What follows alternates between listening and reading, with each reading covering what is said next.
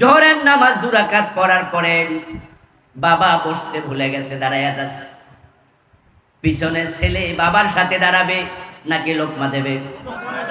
কারণ ছেলে জানে 2 রাকাত পড়ার পরে আত্তাহিয়াতু পড়ার জন্য বসা ওয়াজিব।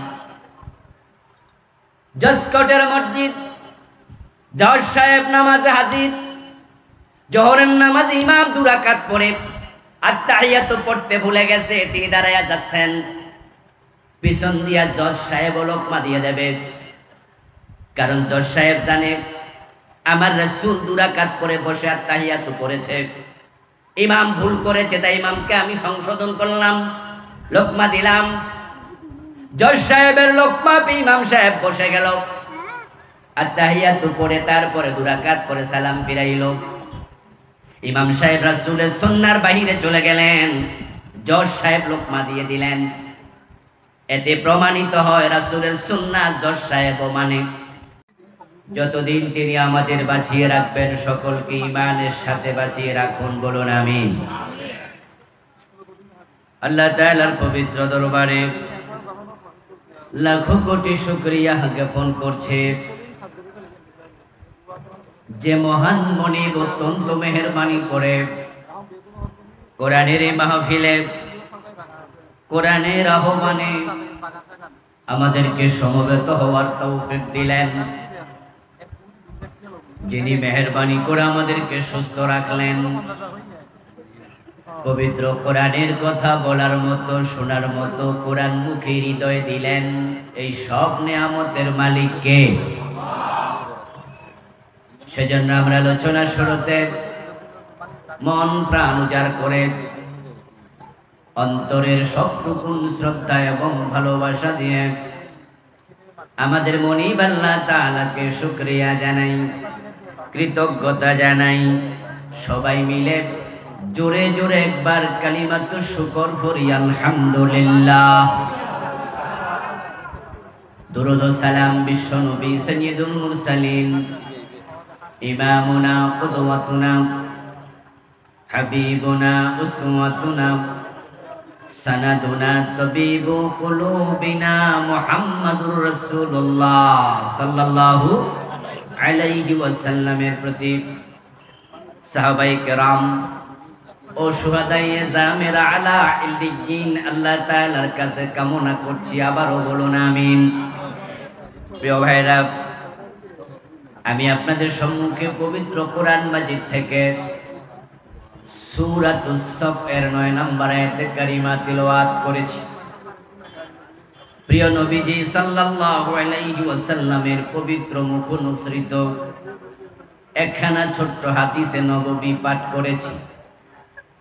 আল্লাহ তাআলা তৌফিক দান করলে এখান থেকে কিছু কথা বলবো ইনশাআল্লাহ। সূরাতুস সফ এর 9 নম্বর আয়াতে কারিমাতে আল্লাহ তাআলা এই বিশ্ব ধরাধামে প্রিয় নবী মুহাম্মদুর রাসূলুল্লাহ সাল্লাল্লাহু আলাইহি ওয়াসাল্লামকে কেন পাঠিয়েছেন, রাসূলুল্লাহর জীবনের মূল মিশন কি ছিল, মূল উদ্দেশ্য কি ছিল, সে প্রসঙ্গে কথা বলেছেন। রাসূল পাঠিয়েছেন যিনি, কেন পাঠিয়েছেন সেটা জানবেন সবচেয়ে বেশি তিনি।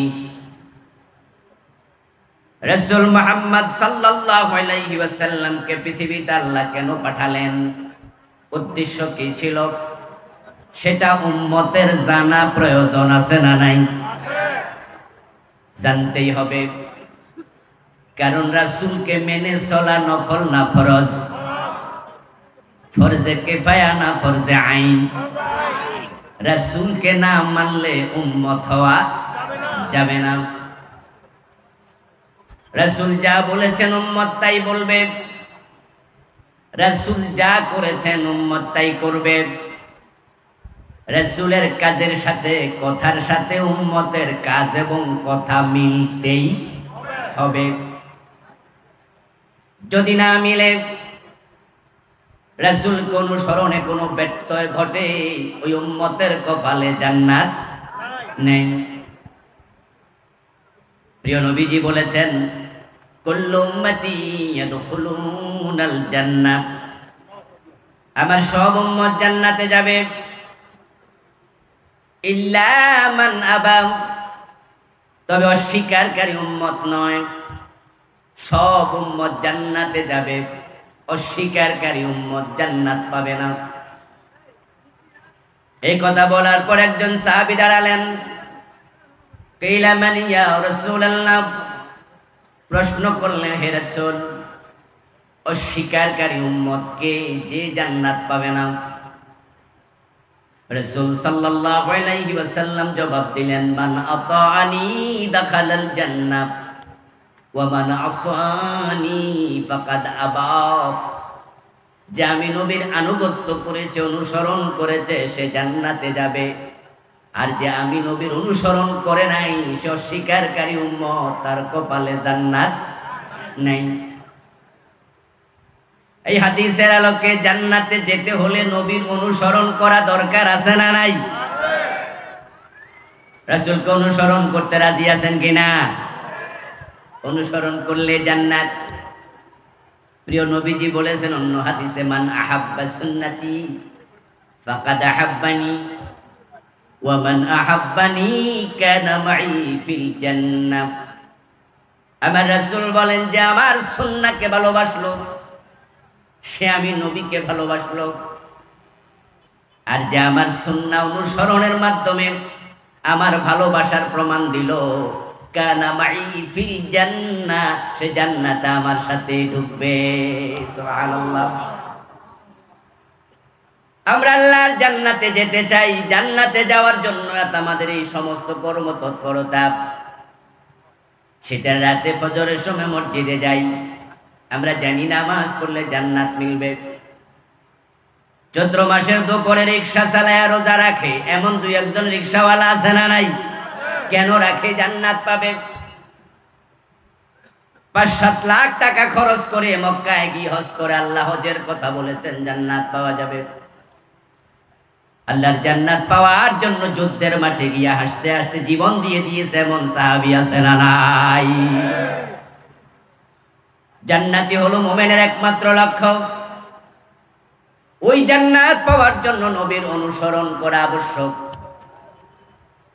রাসূলের অনুসরণ যদি আপনার জীবনে পাওয়া না যায়, আপনার আমল আল্লাহর কাছে এক আনা দামও নেই।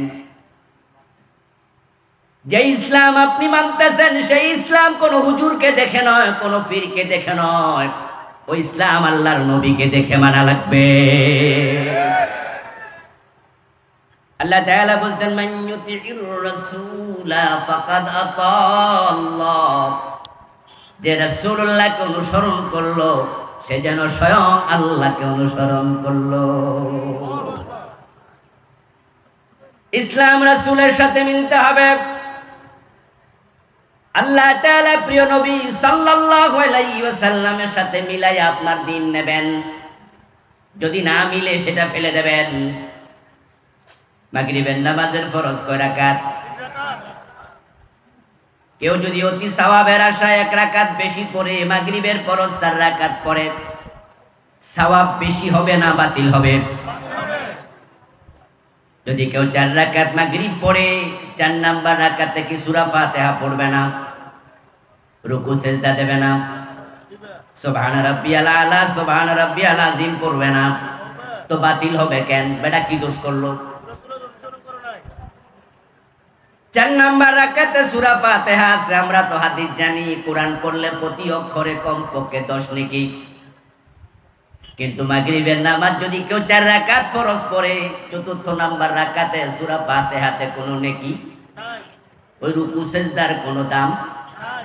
1 রাকাত বেশি পড়লো, ওই 1 রাকাত শুধু বাতিল না, বাকি 3 রাকাতও আমও নাই, সালাও নাই।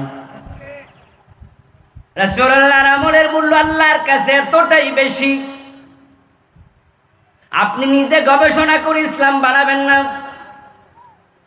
গবেষণা করে নতুন নতুন আমল তৈরি করবেন না, কোনো সুযোগই নাই।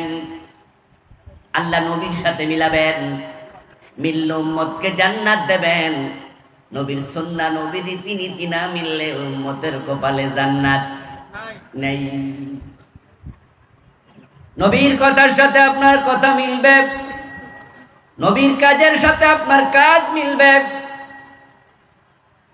নবীকে অনুসরণ করতে হবে জীবনের পরতে পরতে, জীবনের বটম থেকে টপ লেভেল পর্যন্ত, পাকঘর থেকে সংসদ ভবন পর্যন্ত, ব্যক্তি জীবন থেকে আন্তর্জাতিক বলয় পর্যন্ত আপনি থাকবেন যেখানে নবীর সুন্নাহ থাকা লাগবে সেখানে।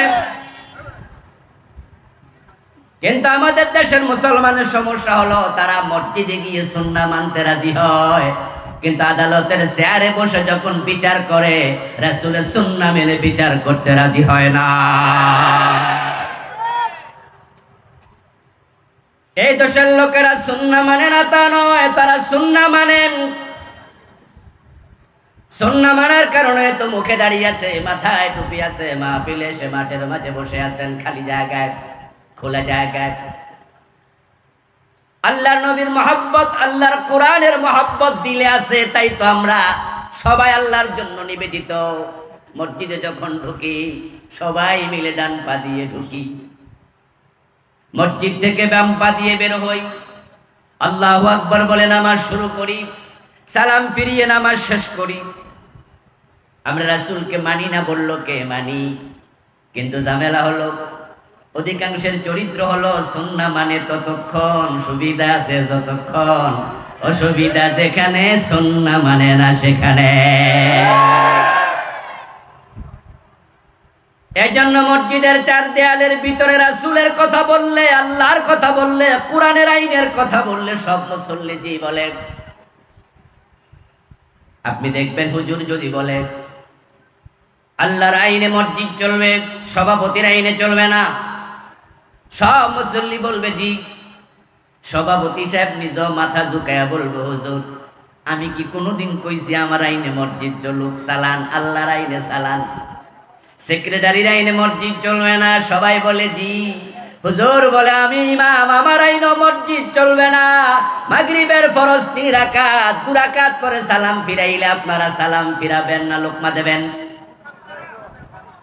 ইমামের আইনেও মসজিদ চলবে না, মসজিদ চলবে আল্লাহর আইনে। সব মুসল্লি একমত, কারো কোনো আপত্তি নাই। কিন্তু হুজুর যদি এবার বলে যে আল্লাহর আইনে মসজিদ চলবে, ওই আল্লাহর আইনে সংসদ ভবনও চলতে হবে, সাথে সাথে কিছু মুসল্লির চেহারা কালো হয়ে যায়। ইসলাম তারা মানতে চায়, আল্লাহ এবং রাসূলকে অনুসরণ তারা করতে চায়, তবে সুবিধা মতো। ইসলাম মানবে ততক্ষণ, বিপদ আপদ নাই যতক্ষণ। সেই কথা বললে ঝুঁকি আছে, ওখানে আর সুন্নাহ মেনে চলতে রাজি হয় না। মিঠা মিঠা কথা বললে সবাই খুশি, মুস্কি হাসি দিয়ে কথা বললে সবাই খুশি। ফাবিমা রাহমাতিম মিনাল্লাহি লিনতা লাহুম, আল্লাহ তাআলা বলছো প্রিয় নবী আপনার প্রতি আল্লাহর বড় দয়া, আপনি আপনার সাহাবাদের প্রতি বড় কোমল দিল, রহম দিল, বড় নরম কথা আপনি বলেন। নরম কথার আয়াত পেয়েছে, নরম কথার হাদিস পেয়েছে, মিষ্টি কথার আয়াত পেল, মুস্কি হাসি দেয়ার হাদিস পেল। কিন্তু আবার প্রিয় নবী যুদ্ধের মাঠে সিংহের মতো গর্জন দিয়ে বলেছেন আনান নাবিয়্যু লা কাযিব, আনা ইবনু আব্দুল মুত্তালিব, আমি আব্দুল মুত্তালিবের পৌত্র, আমি মুহাম্মদ, আমি সত্য নবী, আমি কাউকে ভয় করি না। যেই নবী মিষ্টি কথা বলতেন, নরম কথা বলতেন, যুদ্ধের মাঠে হুঙ্কার দিয়ে কথা বলতেন, সেটাও হাদিসে আছে না নাই? কিন্তু যুদ্ধের মাঠে হুঙ্কার দিয়ে কথা বললে প্রতিপক্ষ আপনার উপর নারাজ হবে। মসজিদ আল্লাহর আইনে চলুক, এই কথা বললে দুনিয়ার কেউ আপনার প্রতি নারাজ হবে না। কিন্তু দেশটা আল্লাহর আইনে চলুক, এই কথা বললে নারাজ হওয়ার মতো লোক আমাদের সমাজেও আছে না নাই? এজন্য আমরা তখনও প্রকৃত সুন্নাহ মানতেই হবে, সে কথা অনেকে বলতে রাজি হই না।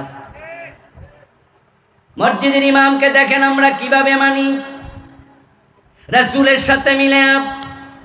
বাবা ইমাম, ছেলে মুক্তাদি, জোহরের নামাজ 2 রাকাত পড়ার পরে বাবা বসতে ভুলে গেছে, দাঁড়াইয়া যাচ্ছে। পিছনে ছেলে বাবার সাথে দাঁড়াবে নাকি লোকমা দেবে? কারণ ছেলে জানে 2 রাকাত পড়ার পরে আত্তাহিয়াতু পড়ার জন্য বসা ওয়াজিব। জসকোটের মসজিদ, জজ সাহেব নামাজে হাজির। জোহরের নামাজ ইমাম 2 রাকাত পড়ে আত্তাহিয়াতু পড়তে ভুলে গেছে, তিনি দাঁড়ায়া যাচ্ছেন। পিছন দিয়া জজ সাহেব লোকমা দিয়ে দেবে। কারণ জজ সাহেব জানে আমার রাসূল 2 রাকাত পড়ে বসে আত্তাহিয়াতু পড়েছে, ইমাম ভুল করেছে, তাই ইমামকে আমি সংশোধন করলাম, লোকমা দিলাম। জজ সাহেবের লোকমা পেয়ে ইমাম সাহেব বসে গেল, আত্তাহিয়াতু পড়ে তারপরে 2 রাকাত পড়ে সালাম ফিরাইল। ইমাম সাহেব রাসূলের সুন্নাহর বাহিরে চলে গেলেন, জজ সাহেব লোকমা দিয়ে দিলেন। এতে প্রমাণিত হয় রাসূলের সুন্নাহ জজ সাহেবও মানে। কিন্তু বলুন তো, জোহরের পরে আদালতের চেয়ারে বসে যখন চুরির মামলার রায় দেয়, চোর ধরে হাত কাটা রায় দেয়াটা ওয়াজিব না ফরজ? ইমাম সাহেব যে ভুল করছিল সেটা ফরজ না ওয়াজিব? ওয়াজিব যখন ছুটে গেছে, জজ সাহেব লোকমা দিছে। কিন্তু আদালতের চেয়ারে বসে জজ সাহেব চোর ধরে হাত কাটে না, চোর ধরে জেলে দেয়। কথা বলতে হবে। চোর ধরে বাংলাদেশে হাত কাটে না, জেলে দেয়। অথচ আল্লাহর আইন কি জেলে দাও না হাত কাটো? চোর ধরে হাত কাটা ওয়াজিব নফল না ফরজ? জজ সাহেব হুজুরের ওয়াজিবে ভুল ধরে, কিন্তু নিজের ফরজের খবর নাই। কারণ জানে চোর ধরে হাত কাটা রায় দিলে জজের চাকরিও থাকবে না, তাই তিনি ইসলাম মানবে ততক্ষণ, ঝুঁকি নাই যতক্ষণ। বিপদ আছে যেখানে, ইসলাম মানে না সেখানে। আপনি প্রশ্ন তুলবেন, জজ সাহেব তার নিজের মন মতো আইন বানাতে পারবে না, আইনের বই দেখে তিনি রায় দেবে। ওইখানে আইনের বইতে আছে, বাংলাদেশের ফৌজদারি আইনে আছে চোর ধরে জেলে দিতে হবে। উনি হাত কাটার রায় কেমনে দেবে? মেনে নিলাম। কিন্তু এবার বলুন তো, এই আইনটা বাংলাদেশে পরিবর্তন করার সুযোগ আছে না নাই? আমাদের সংসদে 150 জন 151 জন নেতা যদি একমত হয়ে যায়, হ্যাঁ বললে আইন পাস হয়। 2/3 এমপি যদি একমত হয়ে যায়, সংবিধানের আইন পর্যন্ত পরিবর্তন করা যায়। কিন্তু 52 বছরে চোর ধরে হাত কাটার আইন কেউ করে নাই। এতে প্রমাণ হয় পুরা জীবনে সুন্নাহ মানতে জাতি এখনো রাজি হতে পারে নাই। অথচ রাসূলুল্লাহ সাল্লাল্লাহু আলাইহি ওয়াসাল্লাম বলেছেন, আমার মেয়ে ফাতেমা যদি চুরি করে, আমি ফাতেমার হাতটাও কেটে দেব। আল্লাহর নবীর জামানায় চোর ধরে হাত কেটে দিয়েছেন, এমন ঘটনা হাদিসে আছে না নাই? এখন 52 বছরের বাংলাদেশ, আল্লাহর এই বিধান একদিনের জন্য কেউ মানে নাই। এটা যে মানা ফরজ, অনেক আলেম ওলামার মাথার মাঝে সে চিন্তাটাও নাই। সাধারণ মানুষ তো দূরের। এজন্য আল্লাহর হাবিব সাল্লাল্লাহু আলাইহি ওয়াসাল্লাম বলেছেন, আমি নবীকে যারা অনুসরণ করবে তারাই জান্নাতে যাবে। এখন রাসূলুল্লাহ সাল্লাল্লাহু আলাইহি ওয়াসাল্লামের অনুসরণ হবে পুরা জীবনে টপ টু বটম। কিন্তু আপনি এবং আমি বড় চালাক মানুষ, এজন্য আমরা চিন্তা করেছি যে সুন্নাহ মানলে বিপদ মুসিবত নাই, সেটার ওয়াজ এত বেশি হয়, হিসাব করে কুলান যায় না। ওই সুন্নাহর ওয়াজ কত হুজুরে করে। দেখবেন টেলিভিশন চ্যানেলগুলোতে রাসূলের সুন্নাহর ওয়াজ চলছে পুরা রমজান মাস ধরে। রাসূলুল্লাহ সুন্নাহর ওয়াজ সব মাহফিলের পীর সাহেবরা করে, রাসূলুল্লাহ সুন্নাহর ওয়াজ সব মসজিদের খতিবেরা করে। আমি আপনার কাছে প্রশ্ন করতে চাই, যেই নবীর সুন্নাহর মাঝে মেসওয়াক আছে, মিষ্টি কথা আছে, টুপির কথা আছে, দাড়ির কথা আছে, ওই নবীর সুন্নাহর মাঝে অন্যায়ের বিরুদ্ধে জিহাদের কথা আছে না নাই?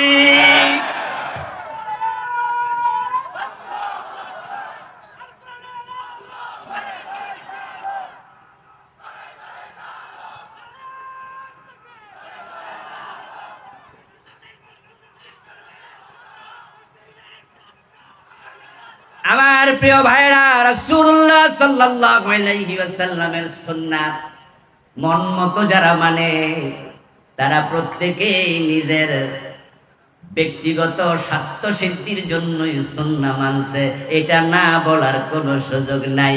কারণ যদি আল্লাহর জন্য সুন্নাহ মানত তাহলে পুরা সুন্নাহর ওয়াজ তারাও করার কথা।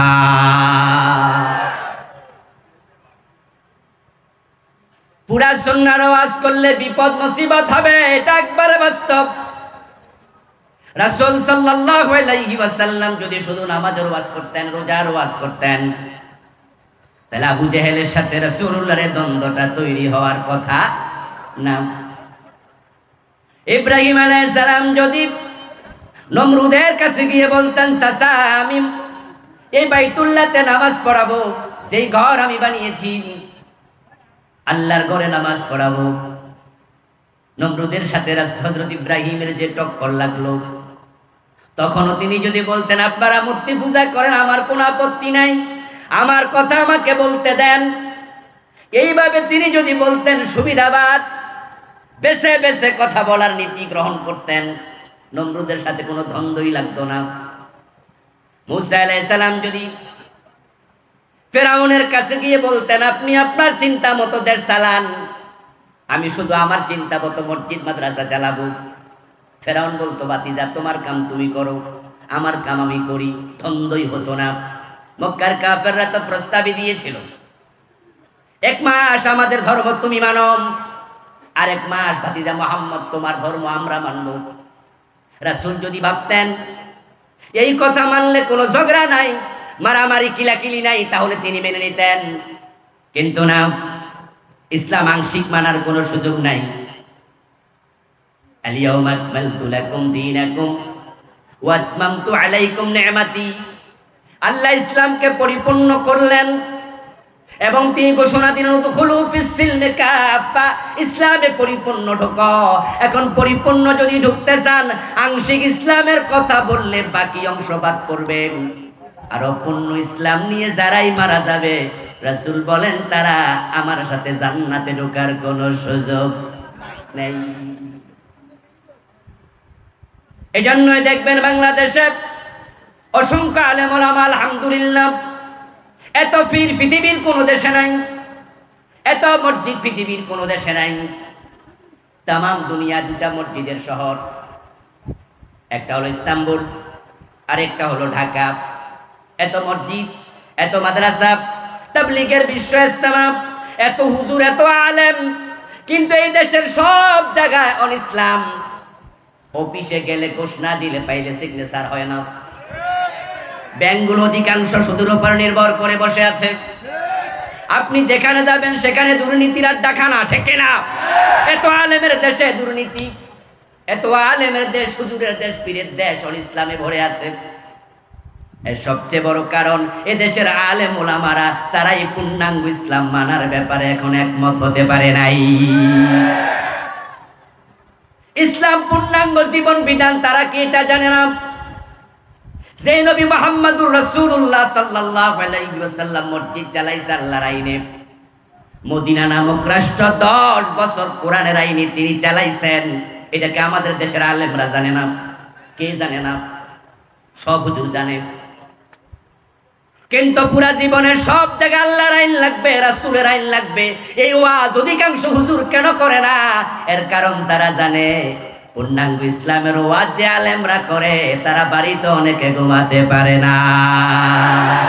পূর্ণাঙ্গ ইসলামের ওয়াজ যে আলেমরা করেছে বিনা দোষে তাদেরকে ফাঁসিতে ঝুলানো হয়েছে। এজন্য তারা বড় চালাক, তারা হিসাব করে কথা বলে, এমন ওয়াজ করে যে ওয়াজ করলে জালেমদের কাছেও ভালো থাকা যায়। ইসলামের কথা বলে একদলের গলার মাঝে ফুলের মালা, আবার সেই ইসলামের কথা বলে আরেক দলের গলার মাঝে ফাঁসির রশি, ঠিক না? ইসলামের কথা বলে একদল বাড়িতে ঘুমাইতে পারে না, ওই ইসলামের কথা বলে আবার হালুয়া রুটি খাইয়া শেষ করতে পারে না।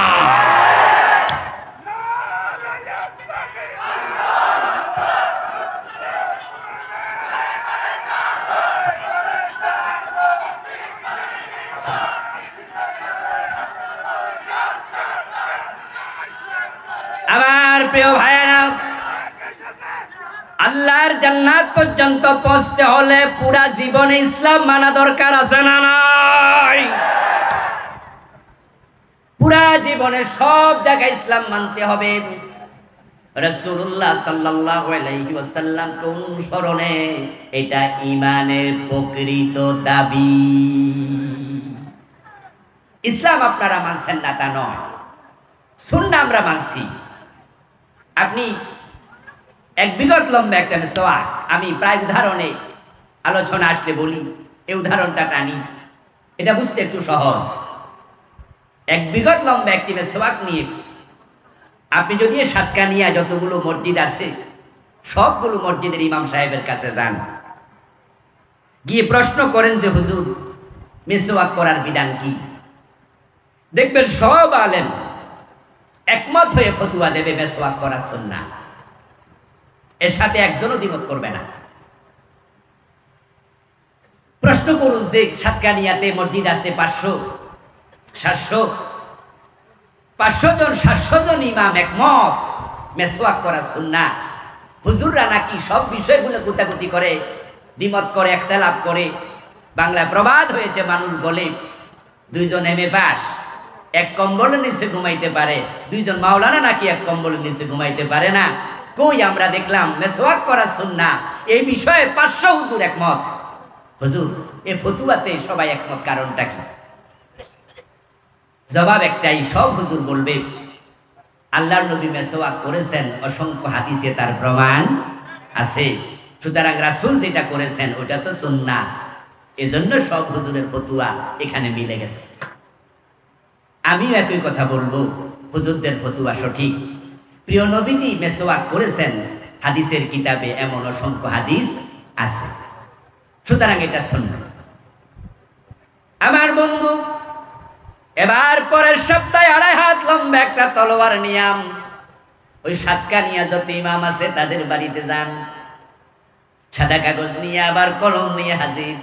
অন্যায়ের বিরুদ্ধে প্রয়োজনে তলোয়ার হাতে নিয়ে জিহাদ করতে হবে। ওই জিহাদের ফতোয়া কি? সাদা কাগজ আজকে একটু লিখে দেন। গতবার যারা মিসওয়াকের ফতোয়া দিয়েছে সুন্নাহ, তলোয়ার দেখার পরে জিহাদের কথা শোনার পরে ফতোয়া দিতে রাজি হবে না, চেহারা কালো হয়ে যাবে, এমন হুজুর আছে না নাই? জিহাদের কথা শুনলে রাজনীতির গন্ধ খোঁজে এমন মুসলমান আছে কিনা? জিহাদের মাঝে জঙ্গিবাদ খুঁজে বেড়ায় এমন জালেমও আছে না নাই? যারা মডেল মসজিদের হুজুর ইমাম, তাদের কাছে জিহাদের ফতোয়া খুঁজলে সবার আগে দৌড় মারবে। অনেকেই বলবে জিহাদের পক্ষে ফতোয়া দিলে চাকরি বেশি দিন টিকবে না, তাই জিহাদের আলোচনা করে না। এমন শত শত ফির ক্ষতি বাংলাদেশে।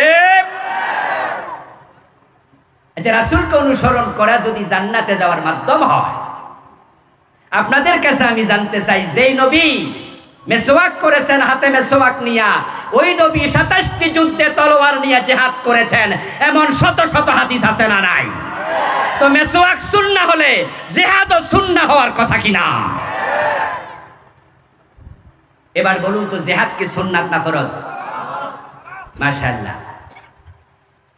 আমার প্রিয় ভাই, মিসওয়াক করা সুন্নাহ, এটা হাদিসে আছে, কোরআনে নাই। কোরআনে মিসওয়াকের কোনো কথাই নাই, কিন্তু হাদিসে আছে। এবার বলুন তো, জিহাদের কথা কোরআন হাদিস সব জায়গায় আছে না নাই? তো সেটার আলোচনা কেন সবাই করে না? এর কারণ হচ্ছে, জিহাদের কথা বললে যাদের বিরুদ্ধে জিহাদ হবে তারা রেগে যাবে, আর জিহাদের প্রসঙ্গ যখন আসে তখনই প্রতিপক্ষ হয়ে যায় জালেম। প্রতিপক্ষ যারা আছে তারাই হয় অন্যায়কারী, আর সমাজে জালেম এবং অন্যায়কারীদের হাতে তো দেশের ক্ষমতা। এই 52 বছরের কথা বলছি, শুধু আজকের কথা নয়। জিহাদের প্রসঙ্গ আসলেই তো জালেমদের কারে পড়বে।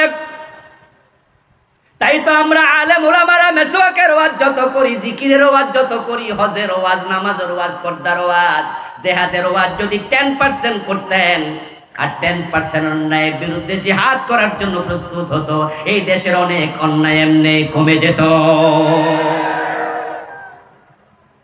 জিহাদের ওয়াজ করে না এমন অসংখ্য আলেম এদেশ 40 বছর খুতবা দিছে, এই 40 বছরে একদিনও জিহাদের ওয়াজ করে নাই, এমন খতিব আছে না নাই? হাজার হাজার লক্ষ লক্ষ মুরিদের পীর, মুরিদের সামনে জীবনে একদিনও জিহাদের ওয়াজ করে নাই, এমন পীর আছে না নাই?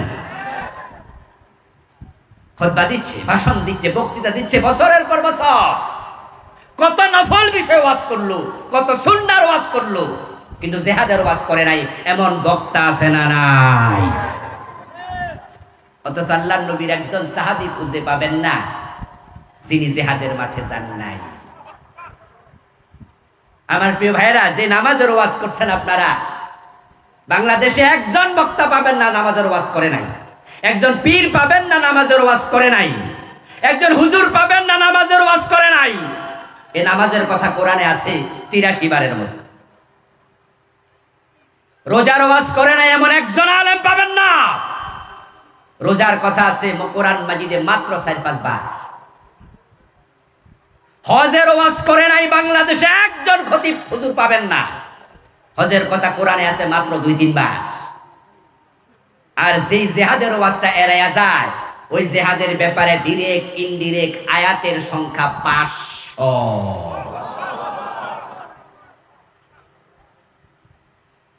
আমার রাসূল জীবনে হজ করেছেন মাত্র একবার। বাংলাদেশের হুজুররা শুধু হজ না, এই রমাদানে দল বেঁধে উমরা করতে গিয়েছে সব মহলের হুজুর, আমিও গিয়েছি, অনেকে আমরা গিয়েছে। রমাদানে যে উমরা করতে গেলেন, এটা কি ফরজ না সুন্নাহ? সুন্নাহ মুস্তাহাব বা নফল। রাসূল হজ করেছেন জীবনে একবার, আর জিহাদের মাঠে সেনাপতি হয়ে হাজির হয়েছেন 27 বার।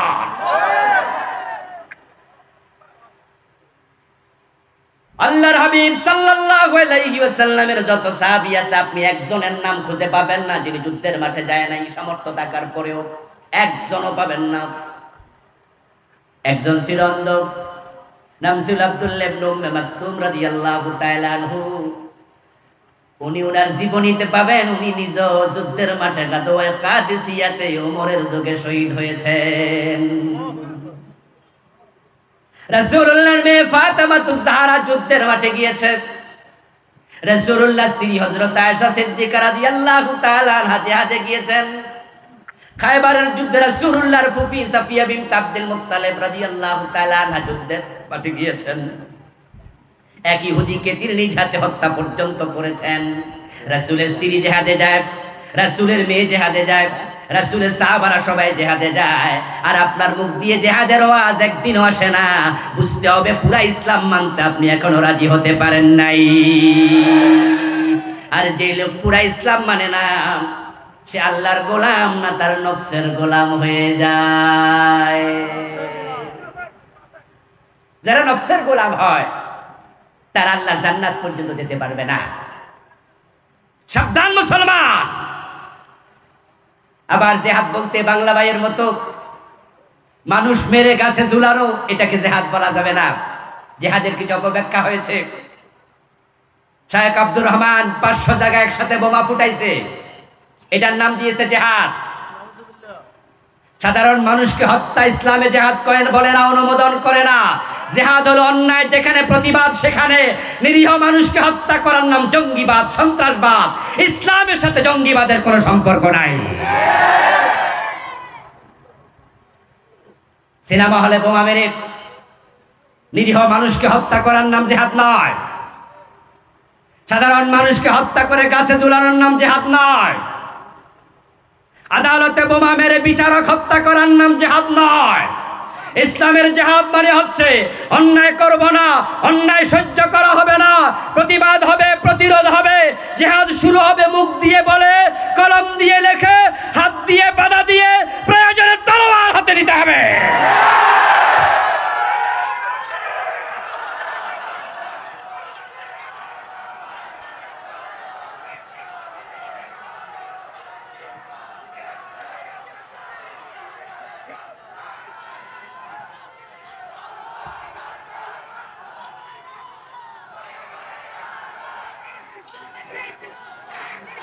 আমার প্রিয় ভাইয়েরা, অন্যায়ের বিরুদ্ধে প্রয়োজনে তলোয়ার হাতে নিতে হয়। রাসূল তলোয়ার হাতে নিছে কিনা?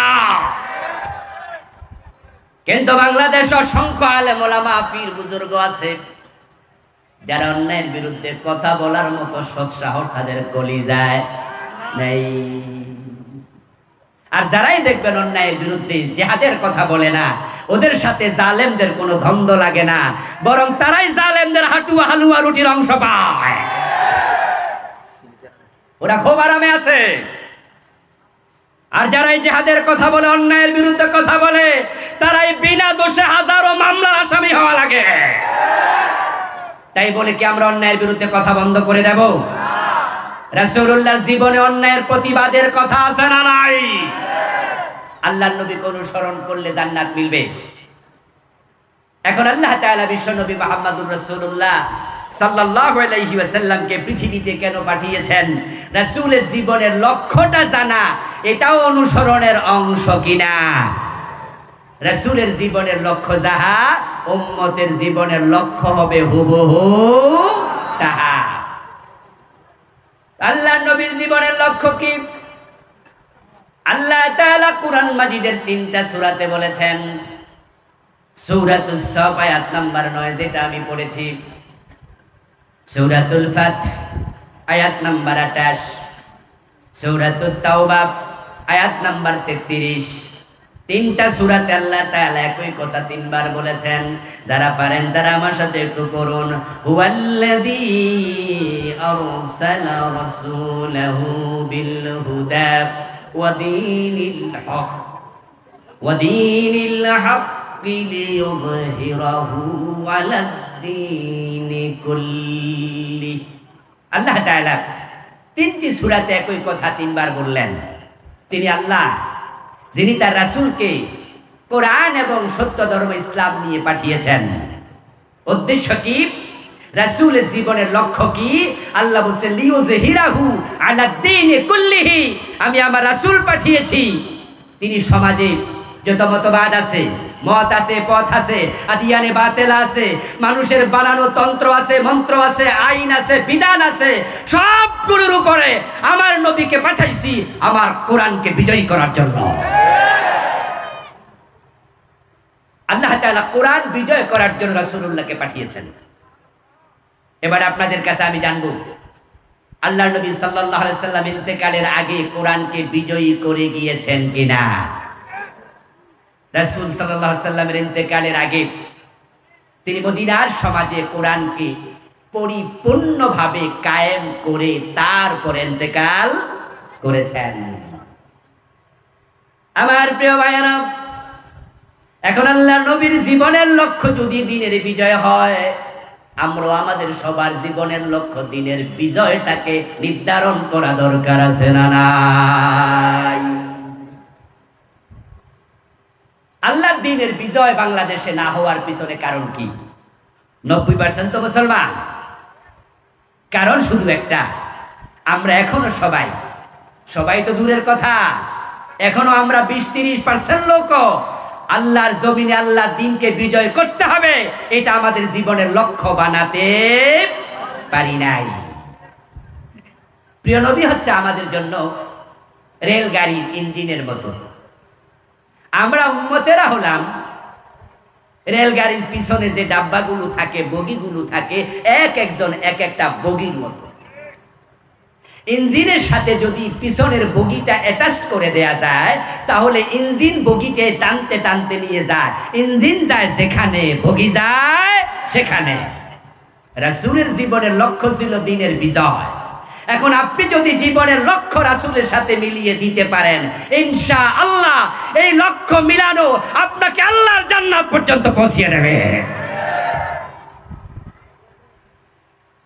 সাধারণ মানুষের কথা কি বলবো? আলেম ওলামাদের অনেকেই এখনো, পীর বুজুর্গদের অনেকেই এখনো আল্লাহর দ্বীনের বিজয়ের কথা বলেই না। নিজের জীবনের লক্ষ্যটা দ্বীনের বিজয়টা অনেকে বানাতে পারে নাই। বরং দেখেন আপনি লক্ষ্য করে, পীর সাহেব হুজুররা লক্ষ্য বানাইছে খানকায় মুরিদ বাড়াতে হবে। এই দেশে দ্বীনের বিজয় হোক আর না হোক, কিন্তু খানকা যেন বন্ধ না হয়, এমন ওয়াজ করব যে ওয়াজের কারণে কোনদিন পুলিশ আসবে না খানকাতে, বরং মুরিদ আসবে, আসার সময় গরু ছাগল আনবে, প্রয়োজনে সরকারের পুলিশ পাহারা দিয়া খানকা পর্যন্ত পৌঁছায়া দেবে। দরবারে যাওয়ার সময় গরু ছাগল নিয়ে যায়, এমন দরবার বাংলাদেশে আছে না নাই? ওখানে যখন দরবারে গরু ছাগল নেয়, পথে কি পুলিশ বাধা দেয় না সহযোগিতা করে? কারণ তারা ওই দরবার থেকে দিনের বিজয়ের একটা কথাও বলে না। এই জন্য সরকার এই 52 বছর ধরে তাদেরকে হেল্প করছে।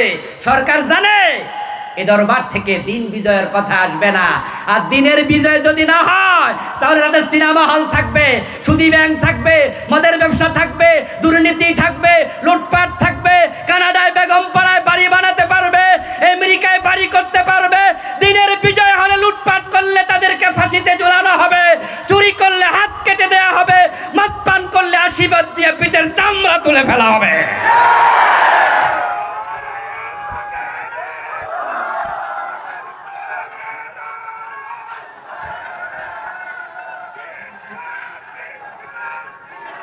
আমার ভাইয়েরা, দিনের বিজয় যেখানে হবে না, ওই সমাজে পরিপূর্ণভাবে দিন মেনে চলা সম্ভব হবে না।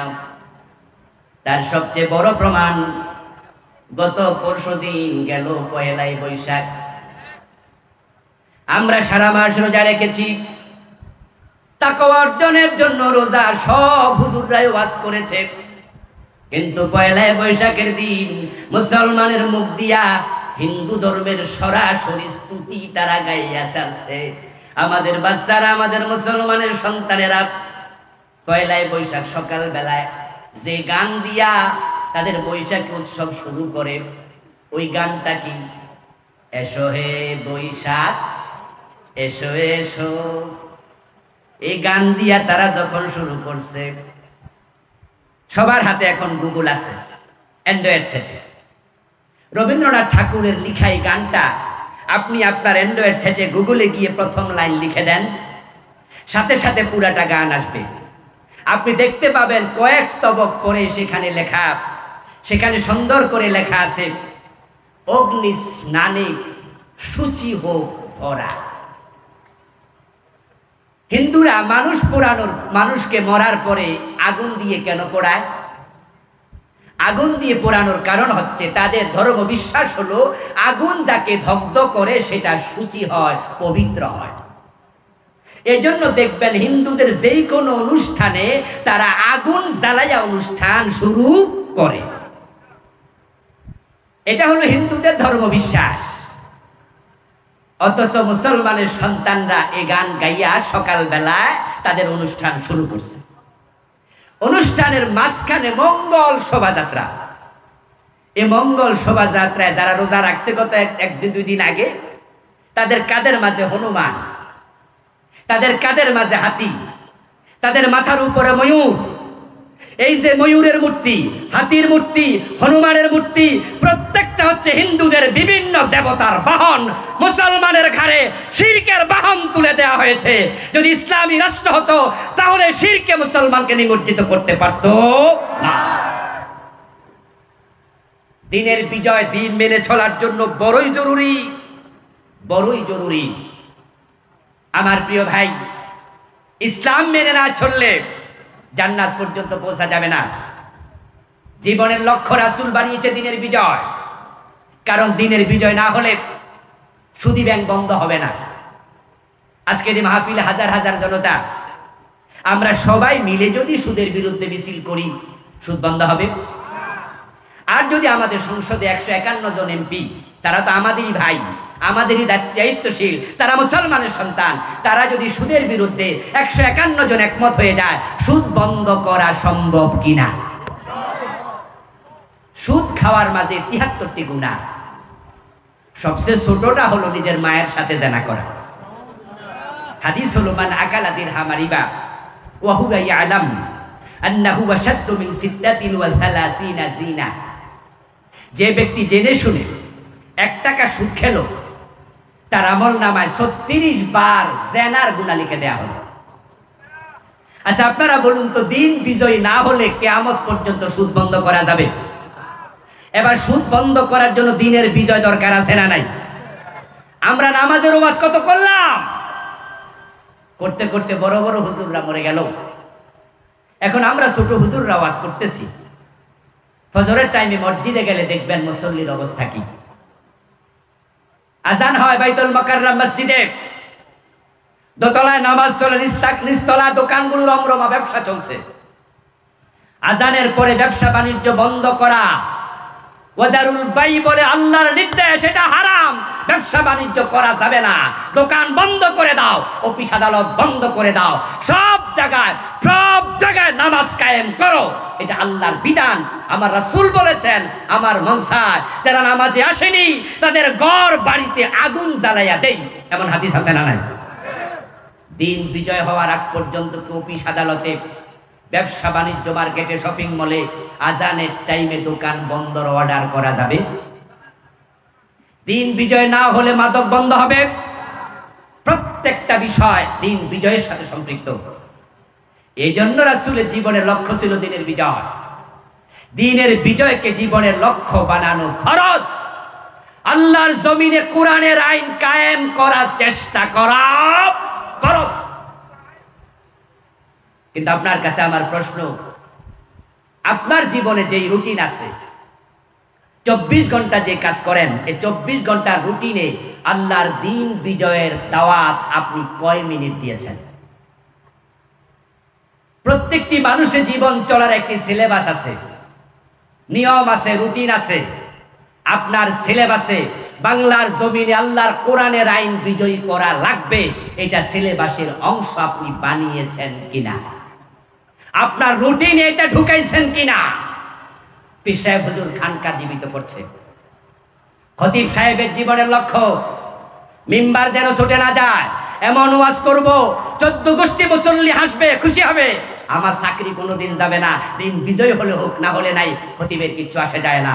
বক্তার জীবনের লক্ষ্য এমন ওয়াজ করব জীবনে মাহফিল 144 জারি হবে না, ওই বক্তাকে কোনোদিন আদালতে তলব করা হবে না, পুলিশে ডাকবে না, ওয়াজ করবে ইসলামের বিজয় হলে হোক না হোক, উনার পকেট বাড়ি হওয়া লাগবে। খতিবের চিন্তা মিম্বার রক্ষা করো, বক্তার চিন্তা মাহফিলের স্টেজ দখল করো, পীর সাহেবের চিন্তা নিজের খানকা জীবিত রাখো। দিন বিজয়ের চিন্তা একদল আলেম করছে যাদের সংখ্যা বড়ই কম, বরং আপনি দিন বিজয়ের চিন্তা না করার কারণে বড় লস হয়ে গেল। 1 নাম্বার লস, দিন বিজয়ের সিলেবাস আপনার রুটিনে নাই, সেহেতু আপনি একটি ফরজ থেকে দূরে আছেন। আর একটা বড় মেসেজ হলো, আপনার যত ফলোয়ার আছে, অনুসারী আছে, তারা সবাই মনে করবে এত বড় পীর, এত বড় হুজুর, উনি তো দিন বিজয়ের কথা বলে না। এতে বোঝা যায় দিন বিজয়ের চিন্তা মাথায় না থাকলেও কোনো অসুবিধা নাই। যেই নবীর জীবনের লক্ষ্য ছিল দিনের বিজয়, আপনার কারণে দেশে হাজার হাজার লোক দিন বিজয়ের চিন্তা থেকে দূরে, কারণ আপনি সেলিব্রিটি, আপনি পীর, আপনি একজন সংগঠক, হাজার লোক আপনাকে মানে, অথচ আপনার মুখ দিয়া জিহাদের কথা আসে না, দিন বিজয়ের কথা আসে না, জালেমের বিরুদ্ধে হুঙ্কার দিয়া একটা কথা জীবনে বলেন নাই। এতে প্রমাণিত হয় আপনার কলবে মুনাফিকি ঢুকে গেছে। হাদিস রাসূলের আমার নয়। قال النبي صلى الله عليه وسلم من لم يغزو ولم يحدث به نفسه فمات على شعبة من النفاق।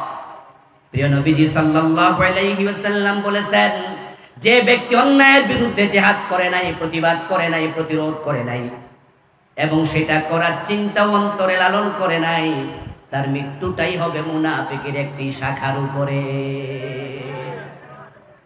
আমার ওয়াজ আমি শেষ করছি। শায়খ আহমদুল্লাহ ভাই আসতেছেন, তিনি কথা বলবেন। শেষ করার আগে আমার কনক্লুশন টানতে চাই। আমার ওয়াজ শুনে আবার খতিব সাহেবরা ভাববেন না তাহলে হুজুর আপনার মতো এরকম জেহাদি ওয়াজ আমরা করব, সবাই চাকরিটা চলে যাক, আপনি চান? পীর সাহেব হুজুররা ভাববেন না যে আপনার মতো এরকম জেহাদি ওয়াজ শুরু করলে হুজুর মুরিদরা এমনি অর্ধেক চলে যাবে। সরকার পুলিশ পাঠাবে, আমার খানকাটাই তো নষ্ট হয়ে যাবে। আপনি কি তাই চান? আমি বলবো না দোস্ত, সবাই আমাদের মতো জজবানিয়া হক কথা বলার মতো সাহস রাখবে না, এটা স্বাভাবিক। কিন্তু আপনাকে ফুটবল খেলার মাঠে 11 জন খেলোয়াড়ের মতো একসাথে মাঠে নামতে হবে এক চিন্তা নিয়া। 11 জন সমান খেলে না, কিন্তু যে যতটুকু খেলুক সবার অন্তরে সবার মাথার মাঝে গোল দেওয়ার চিন্তা আছে না নাই? সবাই মেসি হয়ে খেলবে না, সবাই ম্যারাডোনা হয়ে খেলবে না, কিন্তু দুর্বল খেলোয়াড়টাকেও যদি আপনি বল দেন, তাহলে ম্যারাডোনা যেই লক্ষ্যে মারে গোলবারের দিকে, ওই দুর্বলটাও একই লক্ষ্যে মারে।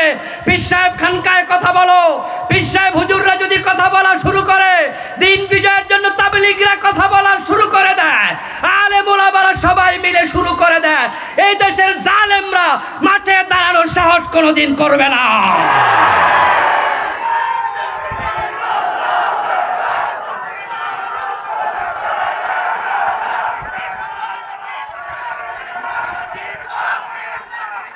আমার ভাইয়েরা, 11 জন খেলোয়াড়ের লক্ষ্য কি 11 দিকে না একদিকে? কথা আপনারা বলতে হবে, 11 দিকে না একদিকে? সবাই কি সমান খেলতে পারে?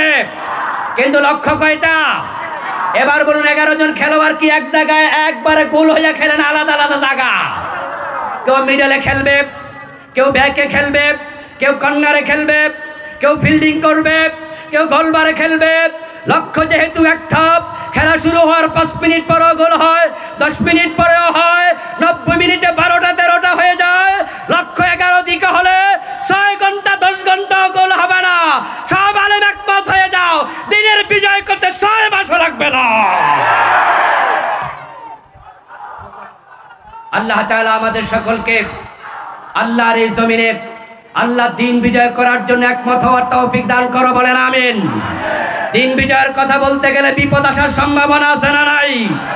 প্রয়োজনে বিপদের মুখোমুখি হইতে রাজি হওয়া লাগবে, প্রয়োজনে জেলে যেতে হবে, প্রয়োজনে রক্ত দিতে হবে, হাসতে হাসতে শাহাদাতের মঞ্চে যাওয়া লাগবে। আমার প্রিয় ভাইয়েরা, প্রয়োজনে সর্বোচ্চ ত্যাগ, শাহাদাত নসিব করার জন্য, নিজের ভাগ্যে জুটানোর জন্য, শহীদ হওয়ার জন্য রাজি হওয়া দরকার আছে না নাই? কে কে রাজি আছে আল্লাহকে দেখা দাও।